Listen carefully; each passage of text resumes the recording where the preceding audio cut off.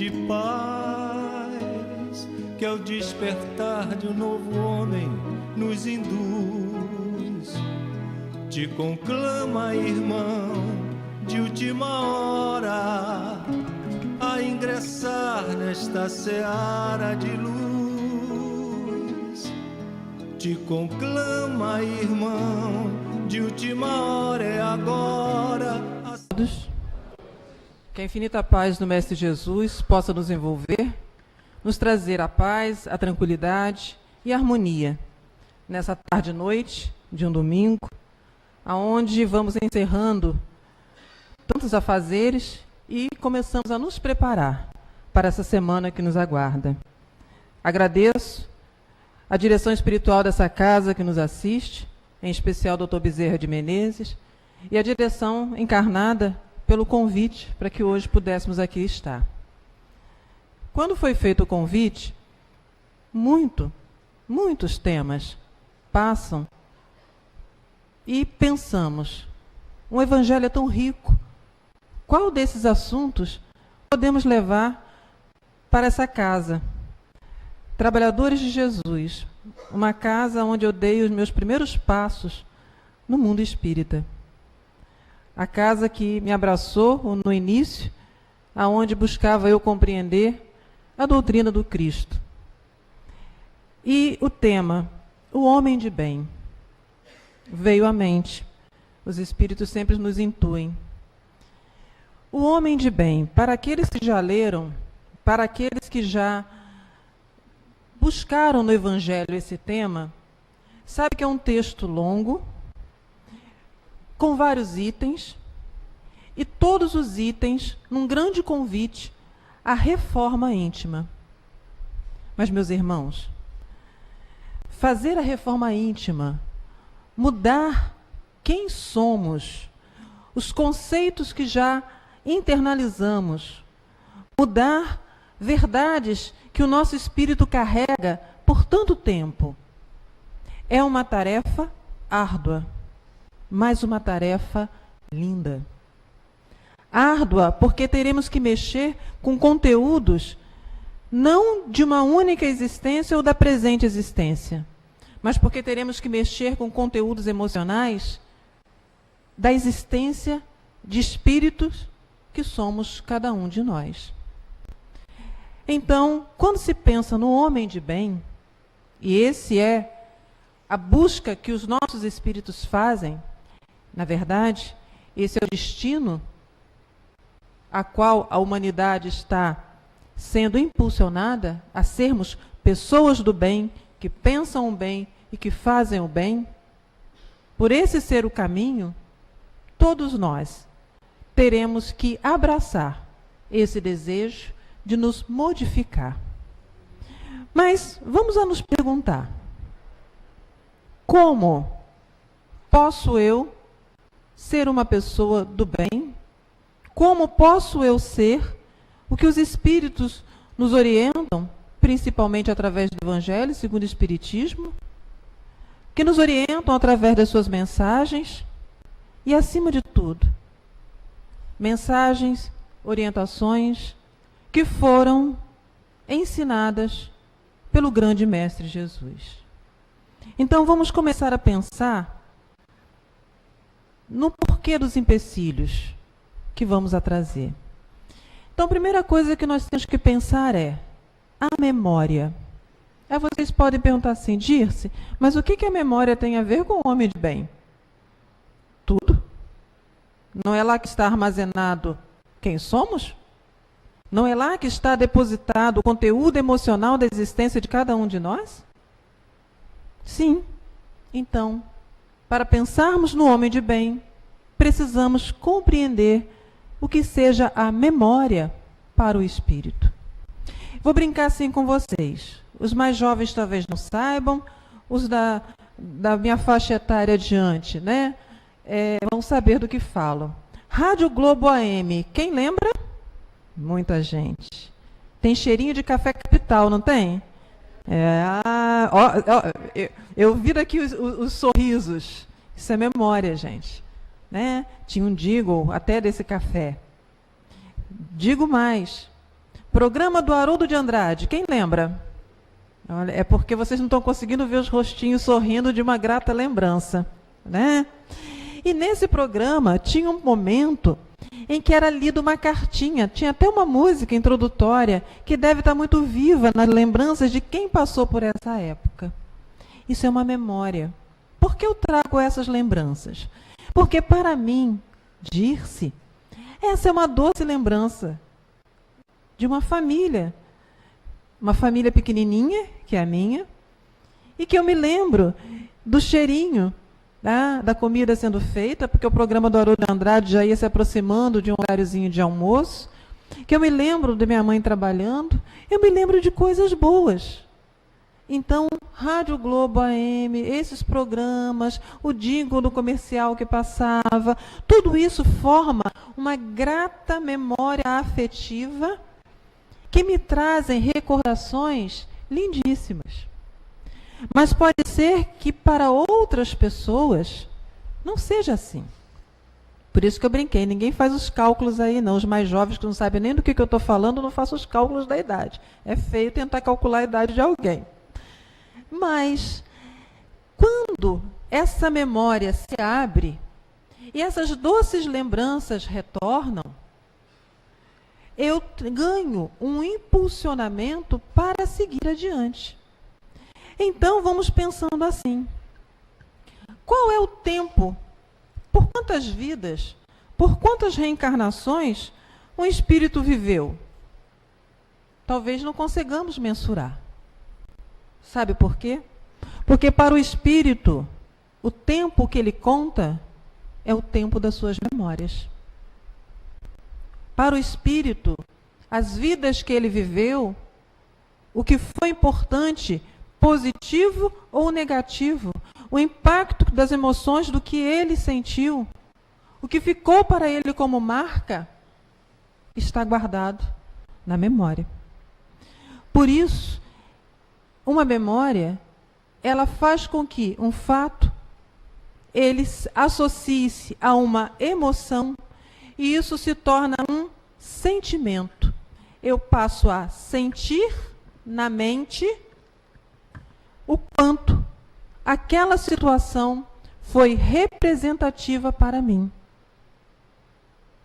E o fiel depositário da memória é o cérebro. O cérebro físico.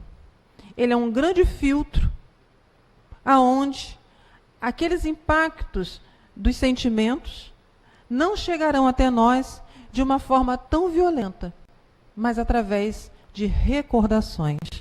Então, vamos falando assim em outras palavras. O que eu trouxe de imagem lá da rádio, como eu falei, para mim, hoje, talvez sem perceber, eu repita alguma coisa daquilo que eu vivi naquela época no meu dia a dia familiar.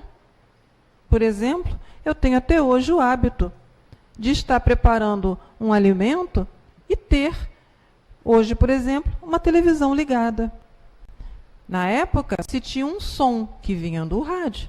Hoje eu continuo a ter um som, só que vem de um outro aparelho. Mas o som ele permanece, porque isso vai fazendo com que seja agradável para mim. E cada um de nós aqui presente, vamos a repetir. Isso eu estou falando de uma vida presente.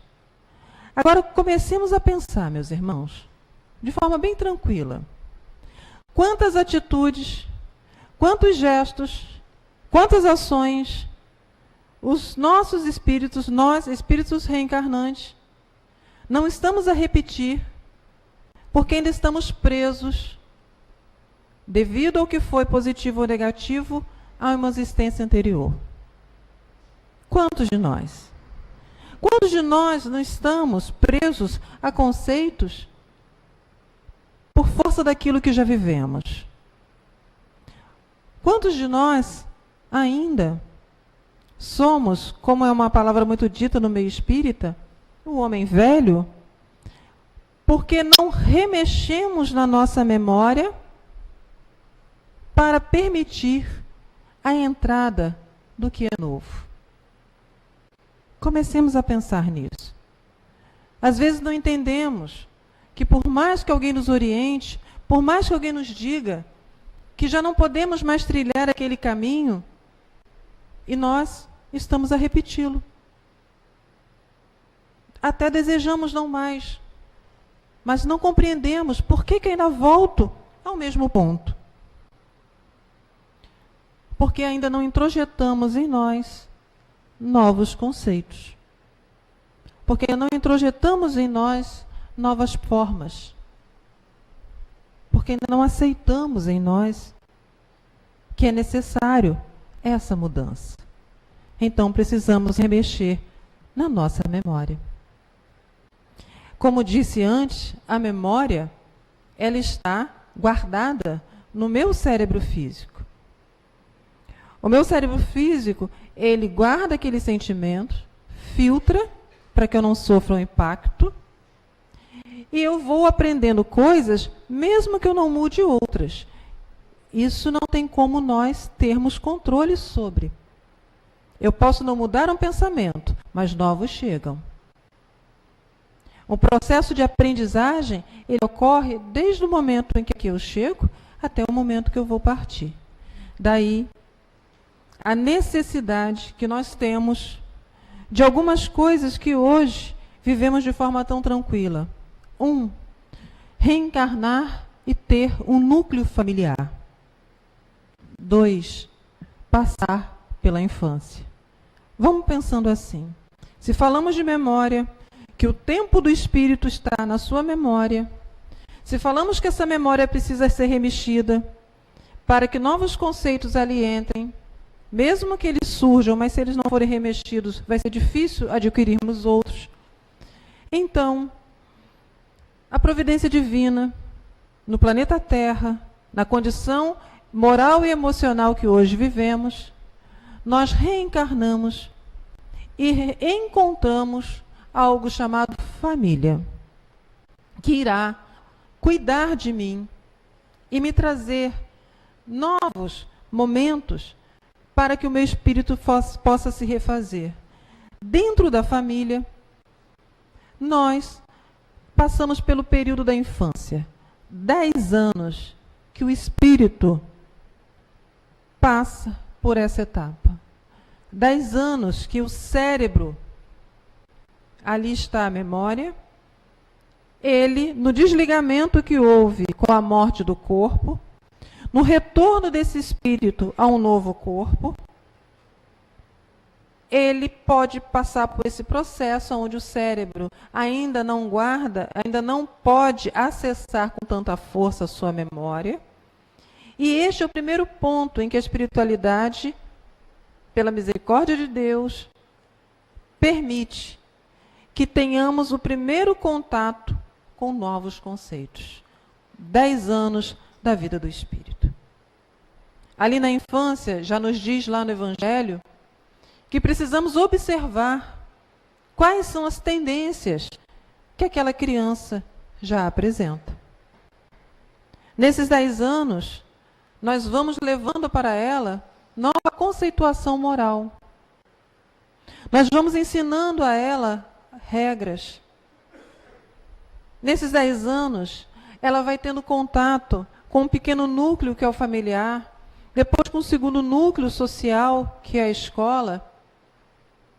E quando falamos assim para os pais, tragam para a evangelização, alguns pais entendem que é um momento para apresentar uma religião, uma doutrina. Não, é mais do que isso. É um momento que esse espírito terá contato com a lei divina, com a lei de amor.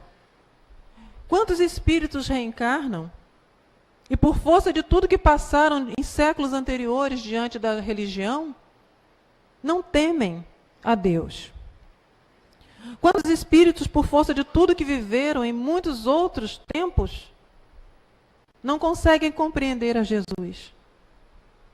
Pode ser que esse espírito esteja lá na minha casa. E ele, no núcleo familiar, ele aprende novamente a conviver. No núcleo social, entre eles a escola, ele aprende a pensar.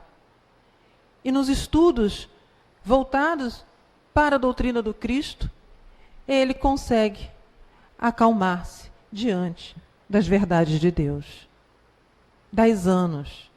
Para o espírito é pouco. Então, não percamos tempo nós que tenhamos as nossas crianças em casa, e olhemos para ela e pensemos, grande oportunidade divina se encontra dentro do meu lar. Esse espírito traz consigo tanto conhecimento, tanta memória, e precisa ser um aprendiz da vida. Então, eu estou aqui como o instrutor. Como um instrutor que recebe o nome de pai, como um instrutor que recebe o nome de mãe, como um instrutor que recebe o nome de tia, de madrinha, daquele que cuida. O espírito segue. Ele ainda não tem a consciência total. E ele mergulha, passados esses 10 anos da existência, num outro processo, que o corpo dele já começa a modificar-se. Ele mergulha naquilo que socialmente nós conhecemos como adolescência. Lembre-se, a memória, ali está, o cérebro físico recebendo novas informações, as suas conexões podendo ser, inclusive, alteradas. Porque nós temos no cérebro um sistema chamado sistema límbico, que ele é o responsável pelas emoções. Então, nesses 10 anos, eu estou trabalhando esse sistema físico para que ele ajude na memória do espírito. Bênção divina é o corpo. Cuidemos muito bem dele. Ele mergulha numa outra etapa que o seu corpo agora se prepara para uma vida adulta, a adolescência. Os hormônios começam a dar a ele uma outra forma e outros desejos. Então, não podemos também perder de vista. Na adolescência, o espírito começa a adquirir consciência. E nós estamos ali ao lado, para ajudá-lo. E o que seja a consciência? É um processo de amadurecimento diante daquilo que eu recebi enquanto criança. Eu não recebi regras, conceituações, moralidade, deveres. Então, eu entro em mais 10 anos da vida minha de espírito para que eu possa amadurecer e finalmente ter a minha consciência chegando plena. E esse é um momento de muita luta para o espírito. Porque quando criança, o espírito amparado está pelo espírito guardião, por todos aqueles ali que estão velando o seu reencarne. Na adolescência, a necessidade de que ele tenha consciência, o espírito, ele também tem fortes lembranças daquilo que ele foi. Memória. Por isso ouvimos tanto do adolescente assim: eu gostaria de ser jornalista, veterinário, também gostaria de fazer gastronomia, também penso em fazer informática. Uma coisa não tem nada a ver com a outra. O espírito está falando daquilo que ele já teve contato. Outros já chegam com muita certeza: eu quero isso. Também está falando daquilo que ele teve contato. E outros chegam sem saber o que fazer. Por quê? Faltaram os incentivos positivos em outras existências. Nós não somos uma planta que foi colocada no solo, meus irmãos, e germinou no dia seguinte. Nós somos uma planta que cresce maravilhosamente bem, mas com muita calma. Olha a beleza das etapas da vida. 10 anos de criança, mergulho com mais 10, para que o meu processo de conscientização, de consciência se faça. Agora eu já tenho conceitos internalizados. Agora eu já tenho uma vida se descortinando. Mas se eu ainda não tenho a minha consciência, nós vamos ver no adolescente aquele toque de irresponsabilidade que tanto nos irritam. E que às vezes, inclusive, nós usamos um termo muito pejorativo. Me dói muito no coração, não vou mentir para vocês. Quando eu ouço alguém falar assim, é um aborrecente. Isso é uma ofensa. Porque adolescente todos nós fomos. contestadores, nessa época, todos nós fomos. Talvez alguns de nós mais calados, outros mais falávamos mais.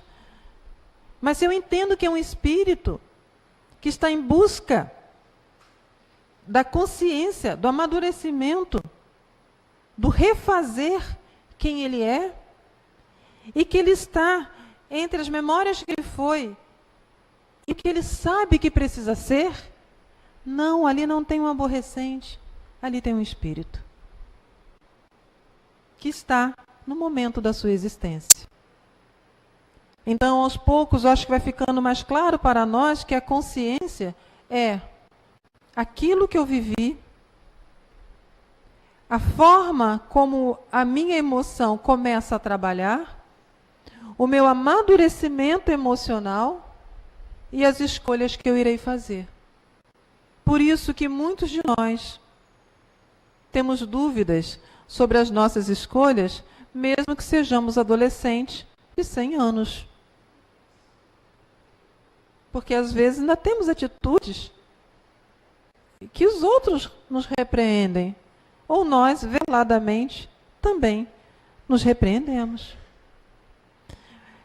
A memória, o amadurecimento, as etapas da vida do espírito, tudo para que eu possa ter a consciência e, finalmente, eu começar a compreender as leis divinas. Lá na pergunta 621, Kardec, deixa eu confirmar para eu não falar mentira para vocês, né? Porque como eu não sou mais adolescente, a minha memória ela falha, tá, gente? 621. Onde está escrita a lei de Deus? Os espíritos respondem assim para Kardec. Simples. Na consciência.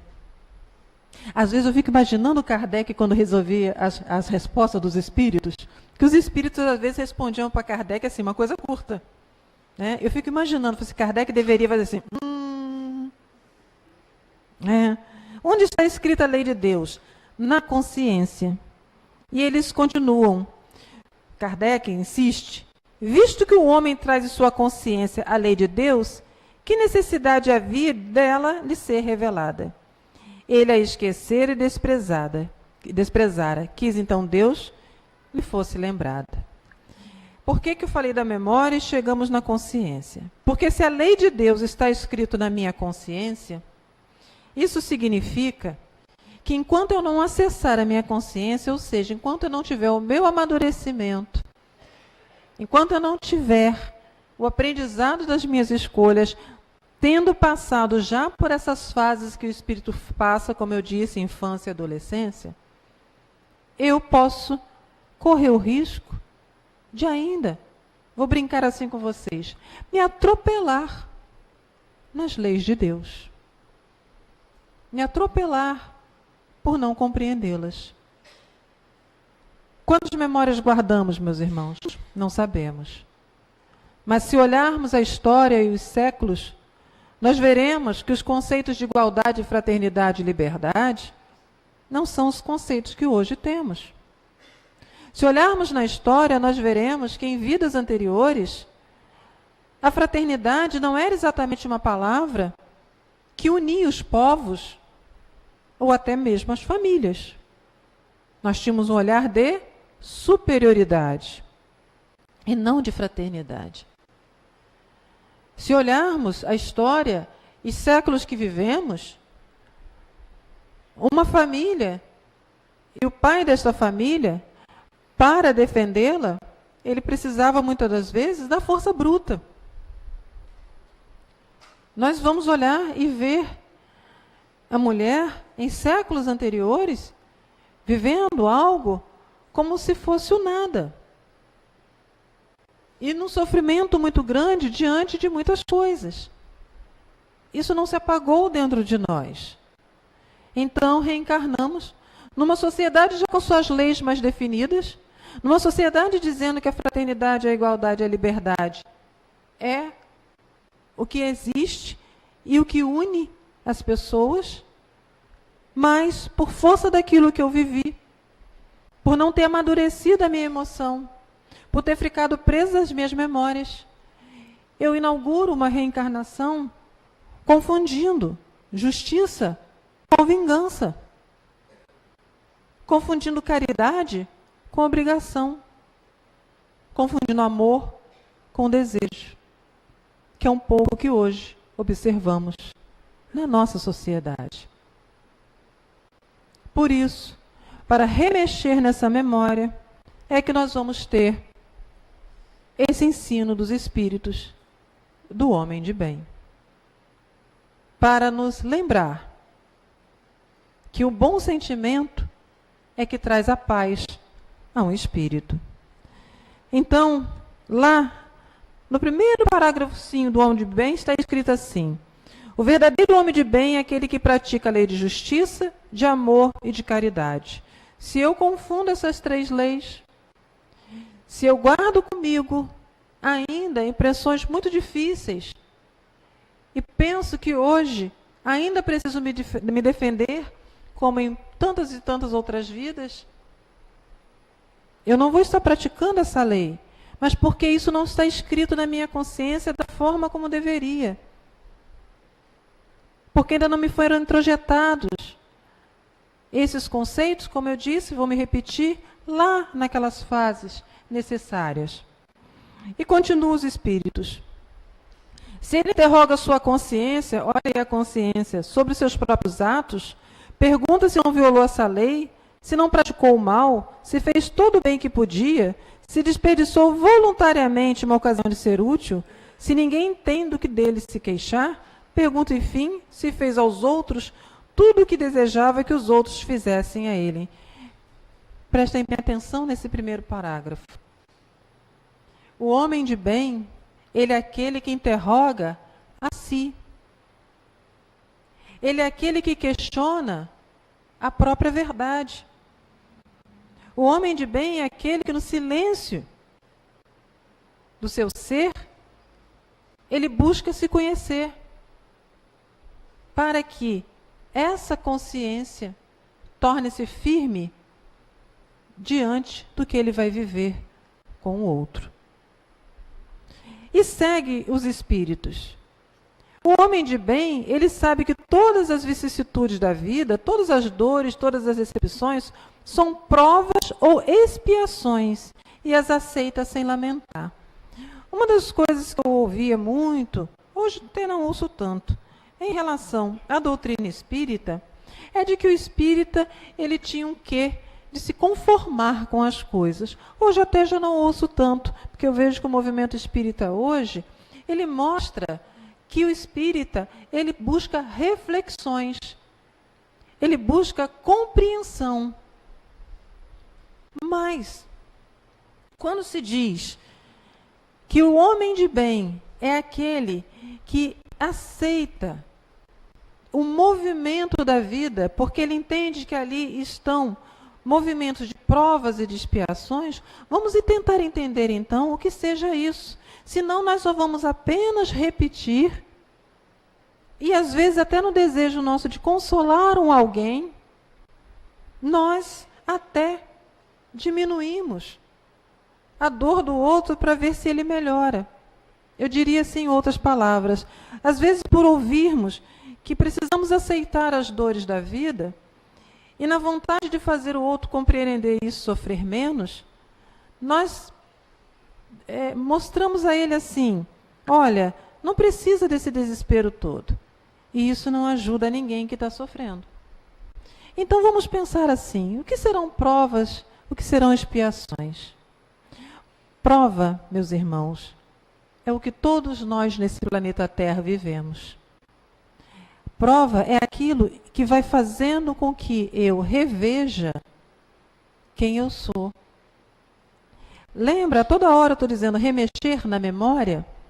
A prova e a expiação é a oportunidade que a espiritualidade traz para que eu mexa e remexa na minha memória. Então, qual é a prova? É a dor? Não. A prova sou eu viver um fato que tem ligação direta com a minha memória. Mas agora eu estou diante daquele fato no novo papel. Então vamos colocar assim, digamos que em algumas existências a maternidade não tenha sido para mim algo tão desejado. E eu fui vivendo diversas existências sem deixar aflorar este sentimento. E quando eu me vejo numa outra existência, ou com vários filhos, ou com poucos filhos, ou com filho nenhum, eu me vejo uma mãe muito zelosa, tão zelosa a ponto de sofrer por cada filho. Aquilo já estava escrito em mim. A minha memória da maternidade é mexida. Mas talvez porque em outras eu não consegui ser aquela mãe, como tem um pensador que diz, suficientemente boa, eu me torno uma mãe extremamente zelosa, a ponto dos filhos pedirem menos mãe, menos mãe. E cada vez que eu tento fazer por um filho, ele fala menos. E cada vez que eu tento fazer pelo outro, ele às vezes agride. E cada vez que eu tento fazer pelo outro, e eu vou falando, eu não entendo. Sou tão boa mãe. Por que esses filhos comigo lidam assim? Eu tenho que pensar no que os filhos fazem, ou eu tenho que pensar qual é o papel de mãe? Entenderam o que é a prova? Não é eu pensar no fato. É eu pensar como eu estou dentro do fato. E a expiação? Vamos pegar pela palavra expiar. Né? Expiar de tirar, expiar de acabar, de diluir. A expiação é algo em que eu vou estar dentro do fato, pensando sobre o fato, e o fato é uma expiração para os outros. Muitos passarão comigo por aquilo dali, mas eu me sinto compromissada com aquela situação. Eu vou dar um exemplo assim para a gente rir um pouquinho. Pode, Paulo Jorge? Pode, né? Digamos que eu reencarnei, tá? Estudei muito, com afinco, e prestei concurso para o estado do Rio de Janeiro. Passei, gente, bem colocada, porque eu tive noites, sabe, domingo à tarde, todo mundo saindo para ir para o trabalho de Dadores de Jesus, eu falava assim, não vou não, tem concurso do estado. Passei para o concurso do estado, professor. E vou trabalhar lá no depois do depois. Mas, gente, eu vou. As lágrimas descem. O bolso está seco. Mas eu não sei porque eu me vejo lá na Calunga comprando canetinhas para fazer o trabalho daquela escola lá no Deus Me Livre. E todo mundo me criticando. E eu estou indo.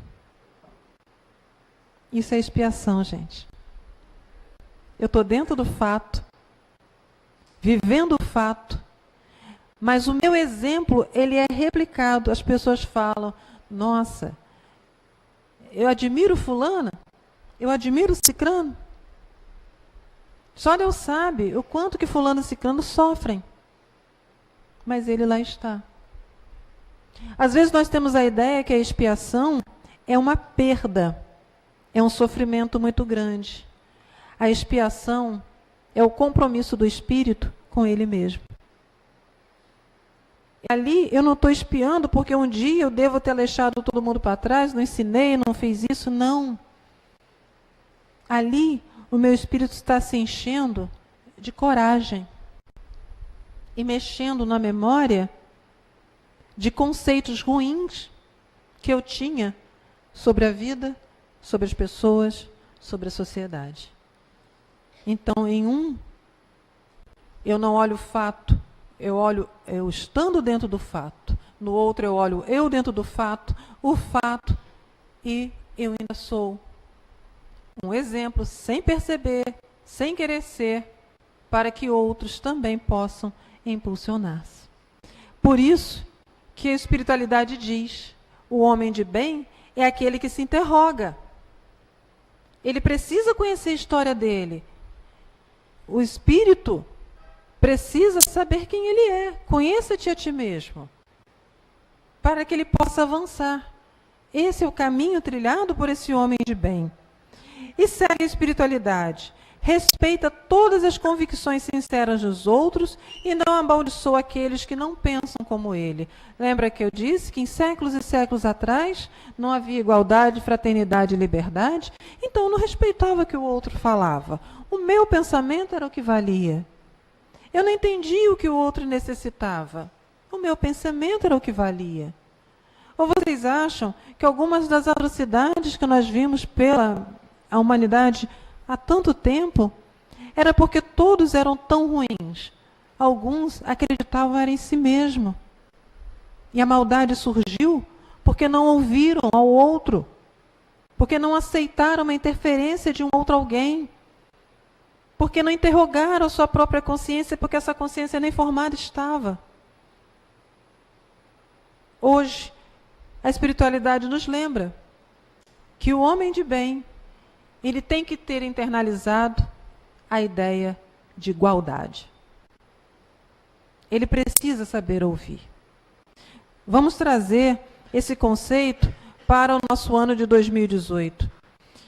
Aqueles que acessam redes sociais, mídias sociais, enfim, se alguém colocar lá, nossa, o dia hoje está bonito, 20 vão perguntar por quê, 30 concordarão, 50 vão perguntar se aquela pessoa tem alguma intenção com aquela fala. Ou seja, as mídias sociais trouxeram uma possibilidade das pessoas se verem, mas alguns ainda entendem que ali é um espaço de agressão porque querem falar o que pensam e não querem ler, ouvir ou entender o que o outro traz. Isso é um aprendizado. Quando eu me calo, ou quando eu me ponho ao diálogo, mas quando eu me ponho à discussão, é uma vaidade. Não é mais o desejo de crescer. E assim segue a espiritualidade dizendo: o homem de bem é indulgente para com as fraquezas dos outros, porque sabe que também necessita de indulgência. E olha o que ele diz: e se recorda dessas palavras do Cristo, que aquele que está sem pecado lhe atire a primeira pedra. Indulgência é o amor. O sentimento maior que cada um de nós estamos a caminho, que cada um de nós tanto desejamos. Amor não é desejo. Amor é um sentimento que nos afasta dos instintos mais primitivos e do nosso momento de animalidade. O amor é o que faz com que haja harmonia e haja paz. Mas quando confundimos amor com desejo, nós teremos uma tendência a personificar o amor num ser. Ou seja, nós entenderemos que o amor é para ser devotado a um alguém, que pode receber o nome de marido, esposa, namorado, noivo, que pode receber o nome de filho, que pode receber o nome de amigo. Nós entendemos que o amor é quando existe aquele ser. E o amor, meus irmãos, ele está no ar. É o encontro de todos nós que celebra este sentimento. Não é a existência de um ser que faz com que eu esteja amando. Amar é eu estar presente. Amar é eu me entregar a algo que seja bom, produtivo e que eleve. Amar é agradecer. A gratidão por tudo que vivemos, por tudo que somos, por tudo que sentimos. Então, o desejo de ter um alguém, e que faz inclusive com que muitos de nós soframos. Porque se eu entendo que o amor está depositado em alguém, você vai querer perder essa pessoa? Jamais. Jamais. E assim ficamos em posse do outro ser, desejando o outro ser e perdendo uma excelente oportunidade de amar a vida. Ou os maiores ensinamentos que o Mestre Jesus nos deixou: amar a si. como você deve amar ao outro. Então, se entendemos que justiça não é vingança, e se ainda temos a ideia de vingança, é porque em existências anteriores nós tínhamos que nos defender, por isso que entendimos que seria vingança, mas hoje entendemos que a justiça se faz até por força de leis, ou pela minha compreensão, sendo indulgente com o outro, isso é justiça? Se eu compreendo o outro, eu estou sendo justa? Se hoje eu compreendo que o amor não é o desejo, não está personificado, ele está no ar, são os encontros que celebram esse sentimento, então existe também a lei da caridade, que não é obrigação. Ser caridoso significa que eu já aprendi as duas outras leis. Significa que eu estendo a minha mão para alguém do mesmo jeito que alguém estendeu um dia para mim. Ser caridoso significa que eu aceito a vida, as pessoas e a todos nós que reencarnamos nesse planeta, como o Cristo nos ensinou ao falar: vocês são irmãos, porque são filhos do mesmo Pai. Jesus se colocava como um irmão para cada um de nós. A caridade passa por esse momento em que eu olho e penso: ele é meu irmão. Ele é alguém a quem eu devo respeito, a quem eu devo amor, a quem eu devo justiça. E assim nós conseguimos sair daquele pensamento de medo, vaidade, aquele pensamento de que a dor, Deus me livre ela bater na minha porta. Nós saímos daquela sensação de solidão, porque nós não estamos sós. Ao nosso lado sempre haverá um espírito guardião. Precisamos aprender a conversar com ele, a senti-lo. Precisamos aprender a nos comunicar com ele.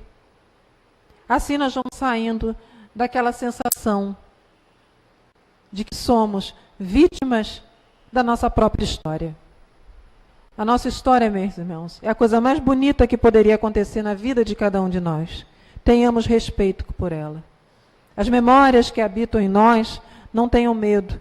Como diria Jung, um pensador, não tenhamos medo do nosso lado sombra, porque a sombra, ela quer dizer que existe luz. Não tenhamos medo de quem somos. Temos respeito conosco mesmo.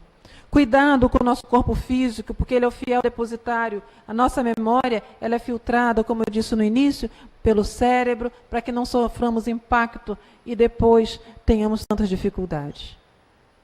A nossa história, a nossa memória é o nosso tempo de existência.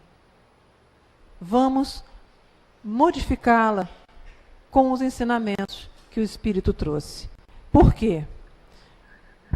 Com tudo isso, o homem de bem, a finalização que eles colocam para a gente, é que tudo o que foi enumerado não é para ser seguido, digamos assim, numa única existência, mas é para ficar preso dentro da nossa memória para todas as existências. Então eles dizem: o que acabamos de expor não é a enumeração completa de todas as qualidades que distinguem o homem de bem, mas todo aquele que se esforça para possuir as que aqui foram citadas está no caminho que conduz a todas as outras.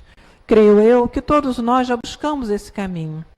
Então, para irmos finalizando, vamos pensando assim: a vida do Espírito tem que ter objetivo. A vida do Espírito tem que ter um significado. Qual é esse significado para você, meu irmão? A sua existência. Não é a existência de quem está ao seu lado. A sua existência. Quem está ao seu lado também terá que pensar a mesma coisa. Qual é o sentido que a minha existência necessita ter? Qual é o objetivo da minha vivência? Se eu indago a minha consciência, eu encontro esse caminho.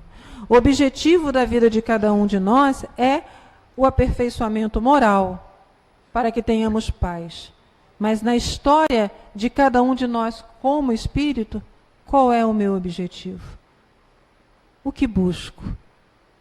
O que desejo? Sem sofrimento, porque nós sabemos o que. Eu busco paz E você, meu irmão? Para eu encontrar a minha paz, eu tenho os meus caminhos. Eu tenho aquilo que tantas vezes o meu espírito esbarrou e hoje ele sabe que não pode mais. E você, meu irmão? Qual é seu objetivo? O que tenhamos para nós nessa existência? E olha, eu ouvi isso de um grande amigo, Dr. Sérgio Menezes. Nós estamos na nossa melhor reencarnação. Nós estamos vivendo o nosso melhor momento. Sabe por quê? Porque hoje nós saímos de casa no final de domingo para falar de Deus. Hoje nós nos reunimos, nos abraçamos. Hoje nós não suportamos injustiças. Hoje nós queremos o melhor para o outro. É a nossa melhor reencarnação. Então, mergulhe dentro de você, sem tristeza, sempre com alegria, e pergunte, qual é o objetivo? Se o seu objetivo foi trazer à vida os seus filhos, cuidar deles, sinta-se feliz. Se o seu objetivo foi uma profissão, e você com afinco buscou por ela ou está em busca, sinta-se feliz. Se o seu objetivo foi seu arrimo de família, foi ser aquele que pode suportar a dor do outro, sinta-se feliz. Se o seu objetivo foi como as meninas que eu vi aqui cantando, que me alegraram tanto, porque a oração de São Francisco eu acho que é uma das coisas mais lindas, sinta-se feliz. Se o seu objetivo é estimular, sinta-se feliz. Mas busque o objetivo da sua vida. Trabalhando, refletindo e pensando. Mais uma vez eu agradeço a essa espiritualidade que nos assistiu. Mais uma vez eu agradeço a direção da casa e que possamos sair em paz e em luz, certos que a luz divina envolve a cada um de nós. Homens de bem já somos, amar já praticamos, precisamos agora aprimorar, melhorar. Nós temos um compromisso com Jesus Cristo. Amai-vos, meus irmãos, uns aos outros, como Deus tem nos amado. Graças a Deus.